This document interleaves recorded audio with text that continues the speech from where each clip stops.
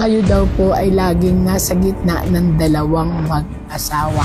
Medyo delikado po doon. Parang ang mga tao ay sa halip na maniwala ay lalo kayong nababatikos. Kay Martin Gomez Romualdez. Romualdez, o di ba?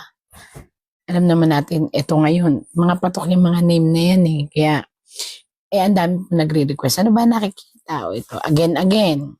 Entertainment news lang po ito. Wala naman po sanang magtatampo at magagalit. Ang tamaan ay huwag magalit. Ayun. Ako po walang ibig sabihin. Binabasa ko lang ang tarot. Martin Romualdez. Martin Romualdez. Pakita mo sa akin. Ano ba? Okay, Martin Romualdez. Ay, wait. Balasa ulit. May isa agad lumabas. 1, 2, 3, 4, 5, 6, 7, 8, 9, 10. Again, Martin Romualdez or Ferdinand Martin Gomez Romualdez. 1, Ferdinand. 12. 1, 2, 3, 4, 5, 7, 8, 9, 10. 12. Ayan. Ito na po ang kay Martin Romualdez. Kay Ginoong Martin Romualdez. Aru. Masyadong sensational siya. Sobrang pinag-uusapan. Sobrang nadidikit ang pangalan niya sa dalawang matitinding personalidad ng politika ng Pilipinas. Ito ay sa ating presidente at sa asawa ng presidente. Nakita niyo naman, ang linaw po. Pero bakit ganun? Nagre-represent siya ng isang huwad na anghel. Kasi po, kaya huwad na anghel, pula po ang pakpak na lumabas sa kanya. Ito po yung ating presidente at ito naman po ang asawa ng presidente. Ibig sabihin, siya lang tatlo po ay lumalabas. Pero nagtataka po talaga ako, ang pagiging anghel niya ay pula ang pakpak. Ayan po ang anghel na pumapagitna sa kanila. Ibig sabihin po nito, tapos siya po ay naka-violet. It will bring, again po ini-interpret ko lang po ang tarot nakakatakot pero sabi nga nila sabihin ko ang lahat. Ito naman ay kung makakarating sa kinauukulan, wala po akong binabasang script. Ito po. Ano po ba ang ibig sabihin ng violet? Ano po ba ang dala ng anghel na ito dito sa dalawang mag-asawa? Ibig sabihin, ang dala po ng violet ay nakakatakot.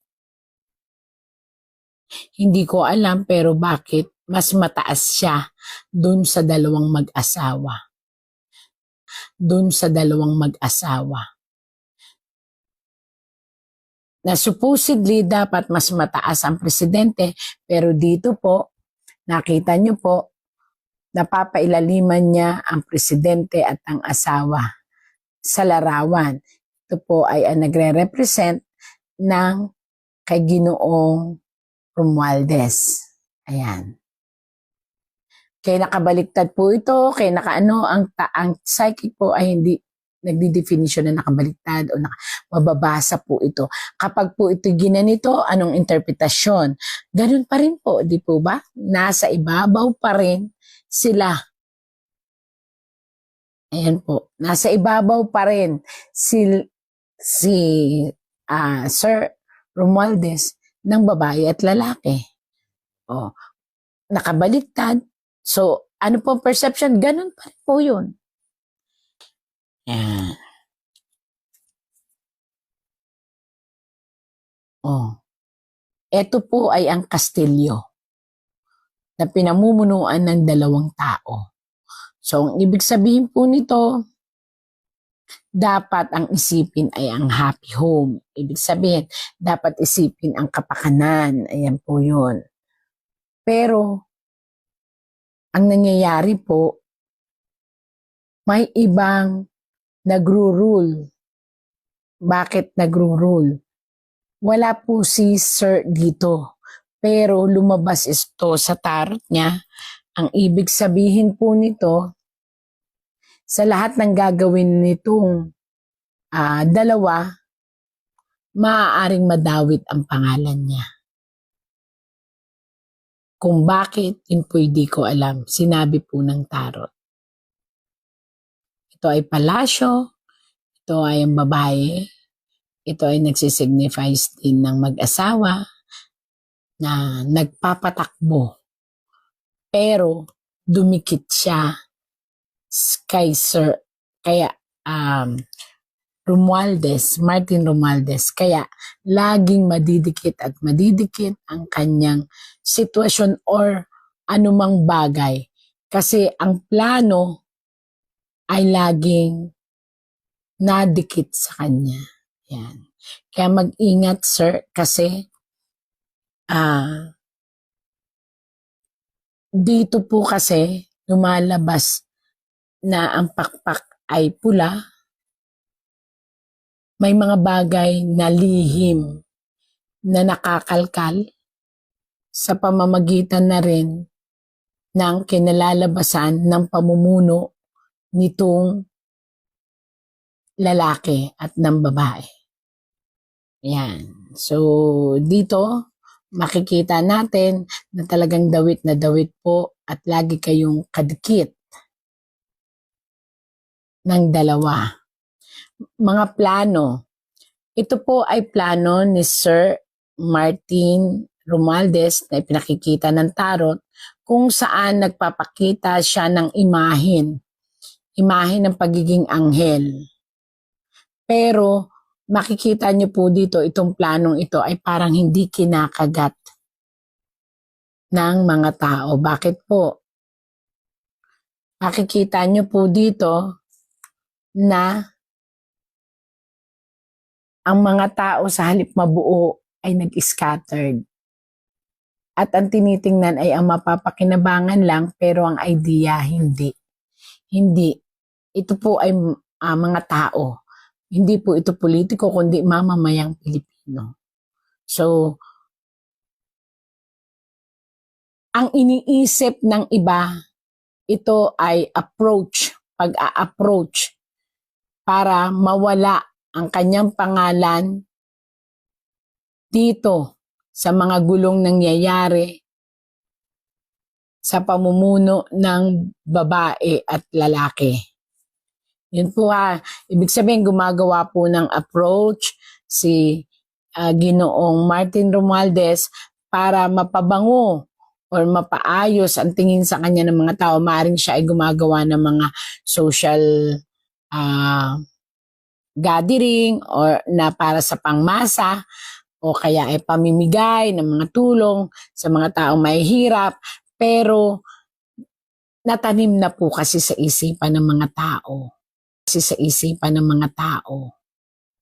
Kaya medyo delikado po doon. Parang ang mga tao ay sa halip na maniwala ay lalo kayong nababatikos. Kaya medyo pag-isipan po ang bawat galaw. Pag-isipan ang bawat galaw kasi nga you cannot please anybody.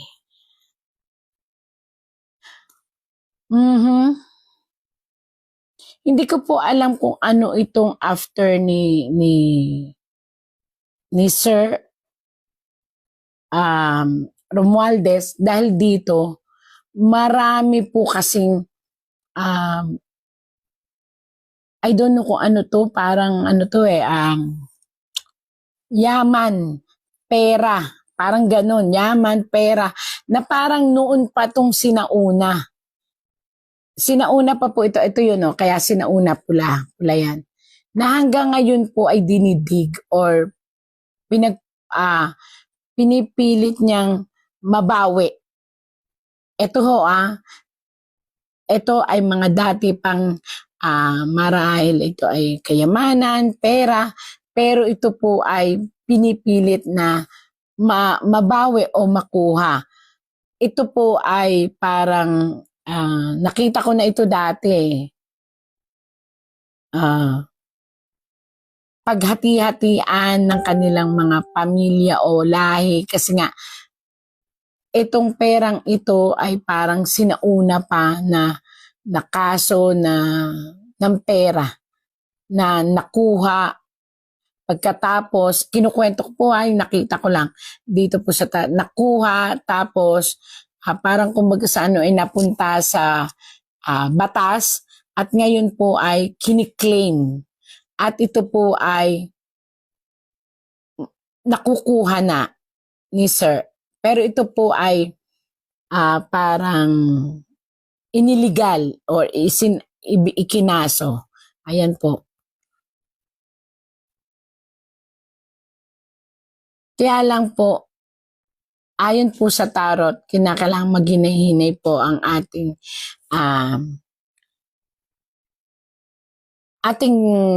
mga desisyon. Nahihirapan ako magsalita. Siyempre, pinipilter-filter ko ng inon totoo kasi mahirap.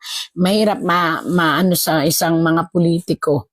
Pero sinasabi ko po sa payo po ito ng tarot, Ginoong Martin Romualdez,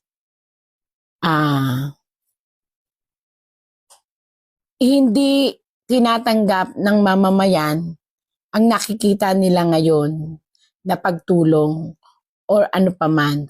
Maaaring sa kanila, ito ay isang propaganda lang.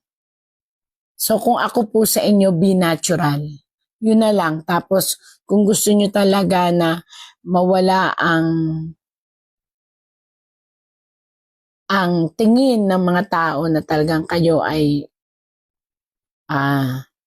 nakikialam sa pagpapaikot ng gobyerno, siguro mas mabuti na kung kaya niyong payuhan ang buong both side the politics, buong walang pinipiling politiko na magkaisa na lang at tumahimik na lang at hintayin na lang natin ang mga desisyon ng mamamayan since mamamayan din naman ang magdidesisyon. Ito ay isang pagpasok sa politika ng mas mataas. Mas mataas na parang plano in the near future. Yan. Pero dito pa lang medyo pinag-iisipan na po ng mga tao na ganun. Napapasok talaga kayo sa politika na mataas, maaaring kumandidato kayo na mas mataas pa. Yun po ang iniisip ng mga tao sa ngayon. Kaya hindi natin po sila ma-please, talagang kaso baka po guguho po ang pagkakilala sa inyo sa pagdating sa politika. Kapag ipinagpatuloy nyo pa po, ito po ang sabi ng tarot, pag ipinagpatuloy nyo po na hindi ba makialam na patahimikin ang lahat ng mga patahimikin, ibig sabihin payuhan ang lahat. Hintayin na lang, manahimik na lang both side. Yan po ang sinasabi ng tarot. Hinihingaan po kayo ng malinaw na definition ng tarot na gumawa kayo ng isang magandang hakbang, hindi ang pagkakawang gawa, kung hindi ang mapaayos ang tore na nagiba o ang palasyo na ngayon ay binabatikos. Yan po ang magandang definition. Para masave po ang pangalan ng mga nakaupo at masave din po ang pangalan ninyo. Na sa ibang tao, ito ay hindi nila, sa mamamayan, yung ibang tao, mamamayan, hindi nila ito tinitake seryoso ninyong ginagawa. Kung hindi may motibo kayo at pinaghahandaan ninyo ang pagpasok sa isang mataas na ambisyon ng politika, yun po ay sinasabi po ng isip ng mga tao sa nakikita nila.